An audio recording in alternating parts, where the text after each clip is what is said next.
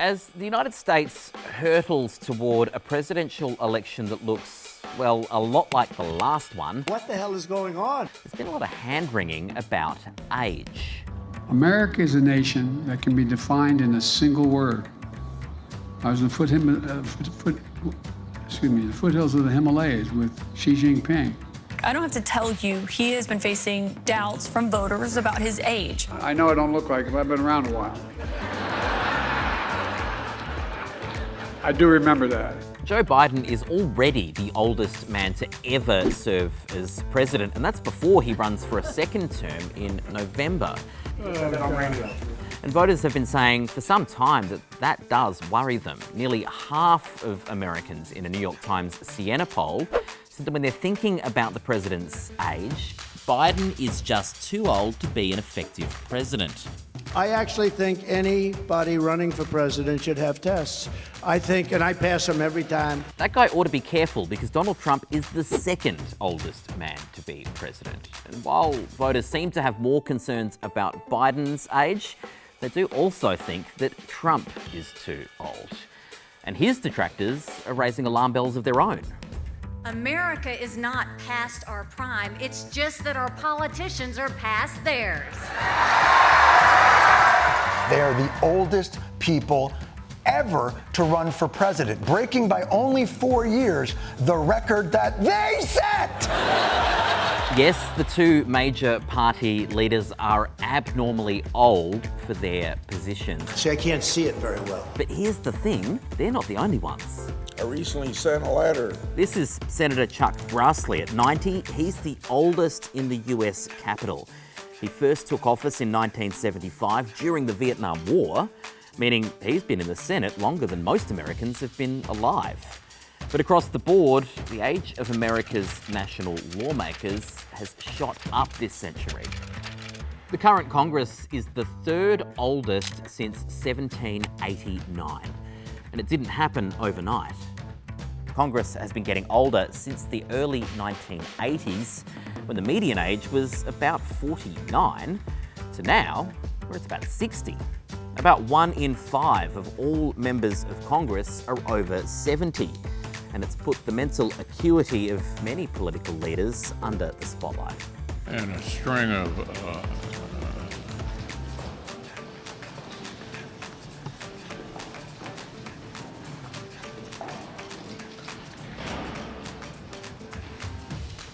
I think in general, representative democracies should try to represent their population. Remember, everybody, not very tech-oriented. Here it is. Can a parliament without many young people effectively make laws that govern everyone? I think it poses a real challenge because these are the lawmakers that are making the decisions on these platforms. We can use younger members on both sides. If you look at Congress as a whole, I don't really feel that sometimes it reflects what a majority of our population is. So what's causing it? How did American lawmakers get so old? It's probably no surprise that parliaments tend to be older than the populations they represent. Voters want to elect people with experience, and often it's older people that have more of that. Young voters, by the way, are also much less likely to actually turn up and vote in the United States. It's a bit of a catch-22.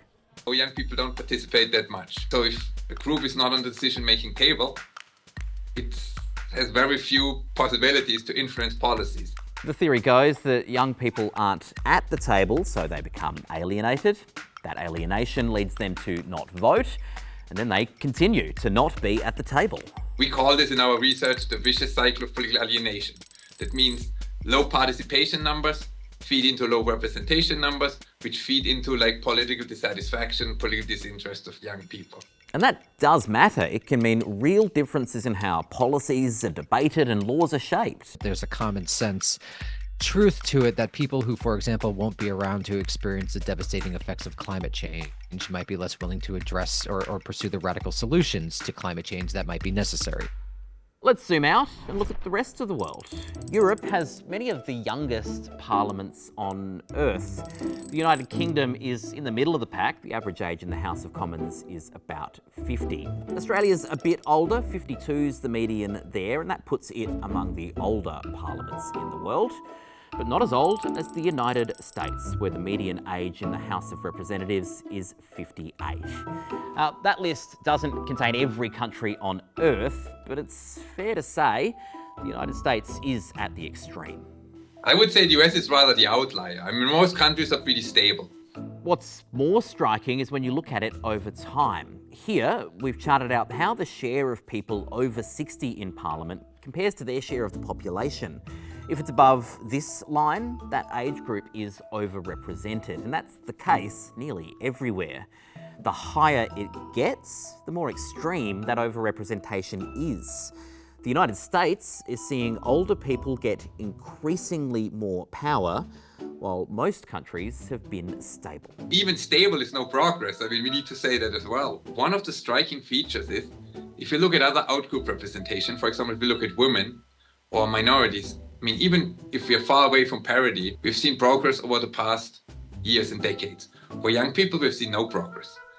If at all, we've seen regression.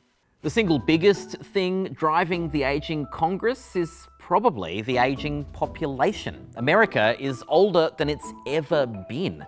The median age of the population has grown by about 9 years since 1980. So that accounts for most, but not all, of this shift. It used to be that people in their 40s and 50s were the most overrepresented in Congress.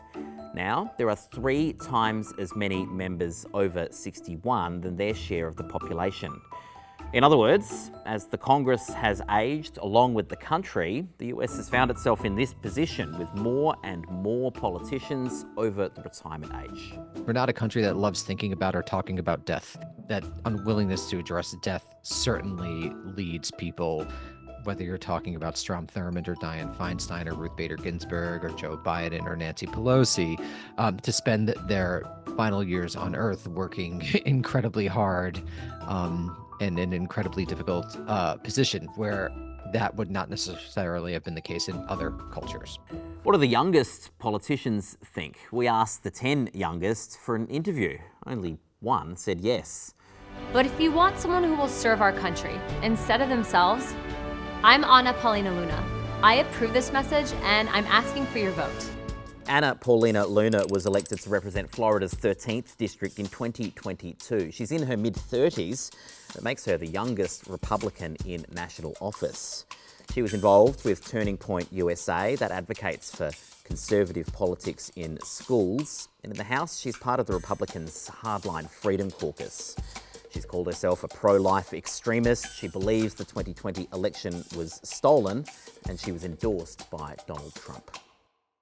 I think President Trump really has an eye for younger talent, and he has been known to get involved in races. And I do credit my win both in my primary in 2020 and then also my primary win and general election win in 2022 to him. Kudos to President Trump, because had it not been for him, I probably wouldn't be here right now. On the other side of politics, Joe Vogel isn't a member of Congress, but he wants to be. Let's be honest. Every Democrat for Congress supports abortion rights, gun safety, and the environment. I'm Joe Vogel, and the difference is our approach. The 27-year-old tried to move from state politics in Maryland to the National Congress, but lost the Democratic primary. My commitment is to making sure that we have more young folks join and be part of this process. Some very different politicians with very different agendas. But one of the very few things they do agree on is the power of young politicians. We were having these conversations about what mass shooting drills are like in our schools, and many of my colleagues had never lived at a time, had never gone to school at a time when those mass shootings were as common as they are now. I grew up in a generation where you would sit in a classroom and think about where your hiding spot was or whether you'd have time to run out the door, right? That is a perspective on these issues that a lot of my colleagues just don't have because of their, their different age or the generation that they grew up in. You see it with legislation, with the direction that we run our office in, and then obviously I had a baby, so we're working on legislation to really change how things run around here. They campaign differently to their older colleagues, and they have different priorities. For example, some people talk about press releases and their comms teams, and I'm talking about social media postings because our generation and generations after me use social media in order to get our message out there. I think there's a lot of folks that feel like young people aren't as effective in positions of government. That's why I've been very committed to demonstrating that young people can be effective and accomplished legislators. So Congress is getting older. People over 60 are overrepresented in a way that seems pretty unique in global parliaments. I'm really curious about whether there's anything else that's keeping the age up. There are a few little things, like age limits. Not maximums, but minimums. In the US, you have to be 25 to serve in the House of Representatives. You have to be 30 to be in the Senate. In Australia and the United Kingdom, the only age barrier to being in Parliament is that you're an adult. Politics has also gotten nastier and more demanding. When it comes to getting other people involved, there has to be some mechanism in order to really get people to want to run. Because right now it's so nasty that people don't want to leave their families. Another big thing that's changed. There's also the money issue. There are financial barriers. There's a financial barrier that really exists. The baby boomers just control way more wealth than any other generations. The sheer cost of running for elections has surged in recent decades. As members of Congress, to even run for office, it can be into the millions. And I think a lot of people, especially people my age, are just starting their families, just getting comfortable in their work. And so it makes it harder for them to leave that and then, campaign for 2 years to get elected. A lot of people can't, take time off from work to do that. The amount being spent by winning candidates is eye-watering and continuing to climb. In 2022, an average of $2.8 million US per House seat. That money's got to come from somewhere, and finding it can be a full-time job. You need to have the connections, the networks. It's rather hard for young people to have them early on in their age. It's a lot easier for a millionaire to want to be a state legislator or want to run for any office than it is for a young person who's dealing with these barriers.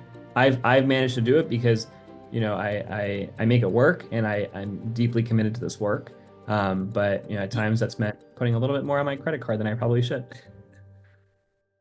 Can anything be done about it? There are age minimums to run for Congress. Should there be term limits or age maximums? There's a retirement age for a lot of people, and a lot of people retire with 60. We talk about retirement in basically any other field, but not in politics. That's actually a really popular idea. Polling consistently shows that an overwhelming majority of Americans think elected officials should have an age limit. Here's a poll from Pew which found massive majorities of both Republicans and Democrats support the idea. In fact, North Dakota just did exactly that. Voters there have approved a law that would stop anyone from running for Congress if, during the term, they turn 81. We don't want a revolution.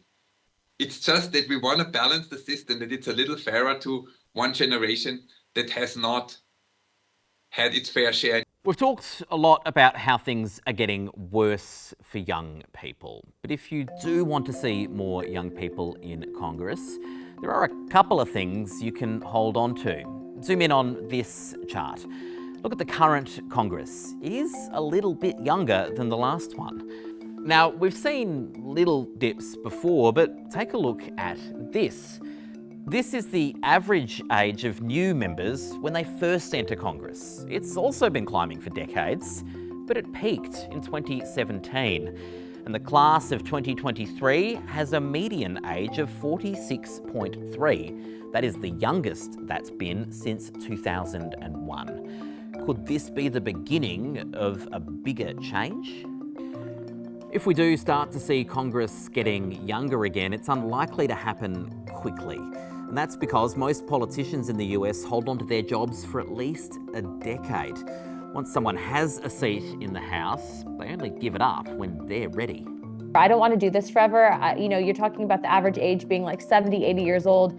At that age, I hope that I'm on a Florida beach and nowhere near Washington, D.C. But, I'd like to help other people get elected. Every time I see young folks here in the hallways or young folks, I'll make it, I did this yesterday, right? I'll take them with me to the House floor. When the room's empty, I'll have them sit there with me and I'll I'll show them around. I'll show them how everything works, how those buttons to vote work, how the microphone works to speak on the floor. Make them really envision themselves in those settings, because I think when young folks envision themselves in those settings, they start seeing it as possible for them to get engaged and be part of this work.